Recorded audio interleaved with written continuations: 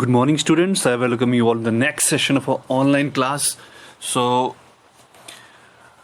today we are dealing again with the textbook questions. Starting with the first textbook question is that name the two safety measures commonly used in electric circuits and appliances. तो हमें दो safety measures बताने हैं जो हम electric circuits और electric appliances में use करते हैं. तो सबसे पहला हमारे पास जो सेफ्टी मेजर है दैट्स फ्यूज़ को हम अक्सर घरों में यूज़ करते हैं. जैसा कि आपको मैंने बताया, फ्यूज़ की फिगर आपको बता देता हूँ. Fuse appears like this.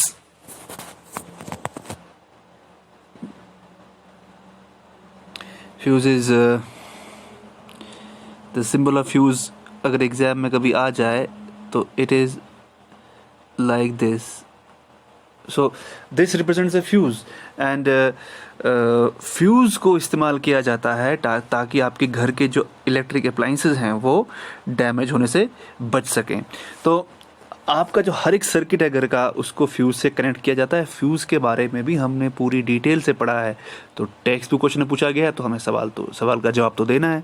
तो the answer goes like this कि each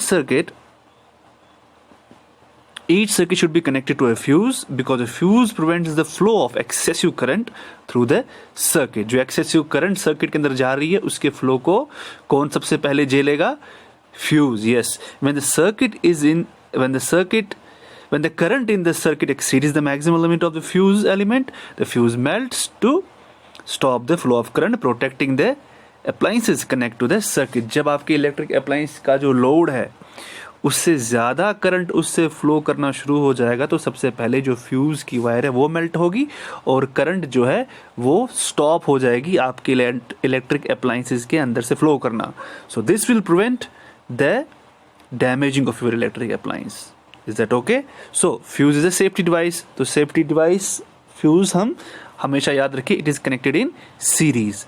Fuse is always connected in series. This is to be remember that fuse is always connected in series. Series में ही हमेशा fuse को connect किया जाता है. और साथ ही हम ये बात याद रखें कि फ्यूज़ हमारे घरों में जो छोटे छोटे इलेक्ट्रिक अप्लायंसेस हैं, छोटे छोटे से मेरा मतलब है कहने का जिनकी पावर यूसेज कम है, जैसे आपका गीज़र हो गया, जैसे आपका फ़ैन हो गया, आपके लैंप हो गए, तो उनका फ्यूज़ का जो लिमिट होता है दैट्स अबाउट 5 एम्पियर. वो 5 एम्पियर की पावर के होते हैं. 5 एम्पियर की पावर के होते हैं. इसका मतलब अगर 5 एम्पियर से ज़्यादा की करंट 5 एम्पियर से ज़्यादा की करंट फ्लो करने लगे तो उस वक्त ये फ्यूज़ क्या हो जाएगा? This will melt. ये मेल्ट हो जाएगा. ठीक. और उसके साथ साथ क्या होगा? उसके साथ साथ आपके जो इलेक्ट्रिक अप्लायंसेस हैं वो बच जाएंगे. They will become safe. So दूसरा मेथड जो है जिससे आप सेफ्टी इंश्योर कर सकते हैं अपने घर के इलेक्ट्रिक अप्लायंसेस की या अपने घर की, the second method is earthing. देखिए, मैंने आपको बताया हुआ है स्टार्टिंग से ही कि जो हमारे पास घरों पे 3 पिन प्लग्स होते हैं, जो हमारे घरों पे 3 पिन प्लग्स होते हैं उनमें एक ख़ास बात हमें दिखाई जाती है कि देखिए, मैं आपको 3 पिन प्लग की एक छोटी सी डायग्राम बना के दिखा दूं.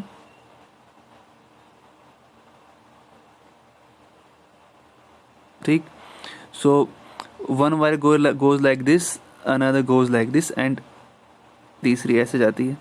तो इसमें से एक लाइव वायर रहती है, एक लाइव वायर होती है, दूसरी अर्थिंग वायर होती है, तीसरी न्यूट्रल होती है. जो अर्थिंग वायर होती है, जो ग्रीन कलर की वायर होती है, this is connected to the ground surface. घर से बाहर आपकी जो ग्राउंड सरफेस है उसके साथ इसको कनेक्ट किया जाता है.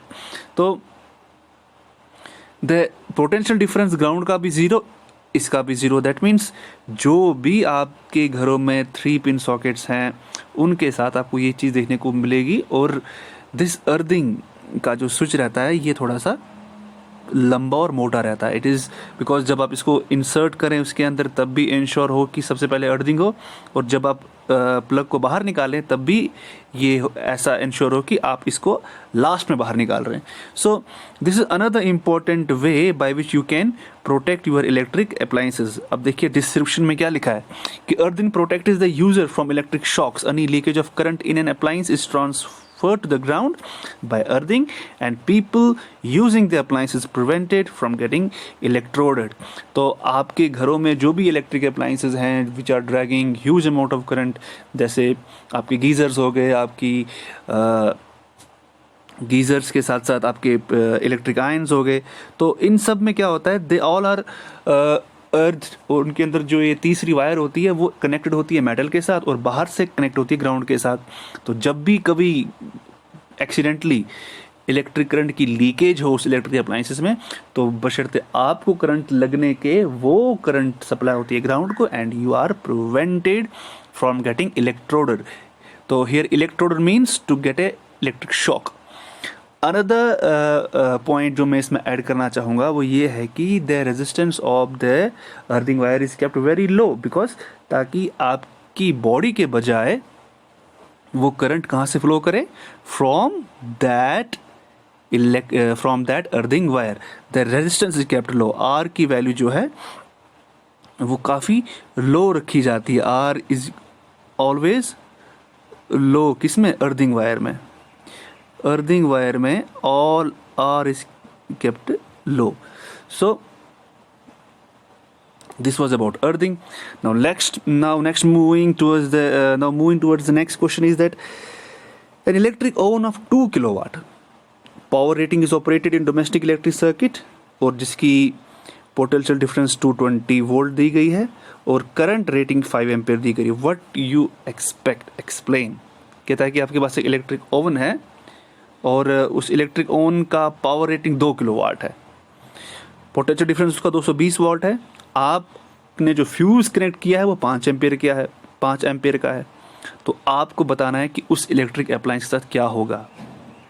सबसे पहले हम देख लेते हैं कि हमारे पास करंट ड्रॉन हम बाय इलेक्ट्रिक ओवन कैसे निकालेंगे. P=V/I जो हमें पता है. तो I की वैल्यू आएगी P/V. तो यहाँ पर जब मैंने करंट की वैल्यू P और V की वैल्यू पुट की तो मेरे पास जो करंट की वैल्यू आई वो कितनी आई, P की वैल्यू मैंने डाल दी यहाँ पर 2000 वाट और यहाँ पर V की वैल्यू 220. अब ये 2000 वाट इसीलिए आए क्योंकि 2 किलोवाट है. 1 किलोवाट इज इक्वल टू 1000 वाट. ठीक है, हमने पढ़ा है इलेक्ट्रिक करंट में. सो यहाँ पर मेरी करंट की वैल्यू कितनी आई, 9.09 एम्पियर. तो यहाँ पर घबला है. क्यों? देखिए 9.09 एम्पियर, दैट मीन्स आपका जो इलेक्ट्रिक अप्लायंस है वो ज़्यादा करंट ड्रैग कर रहा है, ज़्यादा करंट खींच रहा है. किसके मुकाबले? जो फ्यूज़ की वैल्यू है. फ्यूज़ की वैल्यू कितनी है? 5 फ्यूज़ की आपकी वैल्यू दे रखी है कितनी, 5 एम्पियर. आपके फ्यूज़ का लोड कितना है, 5 एम्पियर, और इलेक्ट्रिक अप्लायंस कितनी करंट ड्रैग कर रहा है, 9.09 एम्पियर. इसका मतलब ये जो फ्यूज़ है ये पिघल जाएगा. ठीक. The current drawn by the electric oven is 9.09 ampere. ये इलेक्ट्रिक ओवन 9.09 एम्पियर की करंट ड्रैग कर रहा है, which exceeds the same limit. जो एक्सीड करता है किससे? सेफ लिमिट किसकी? सर्किट से. This causes the fuse to melt and break the circuit. तो आपका सर्किट ब्रेक हो जाएगा. ठीक है. Hope you are understanding all this. Now let's move towards another question.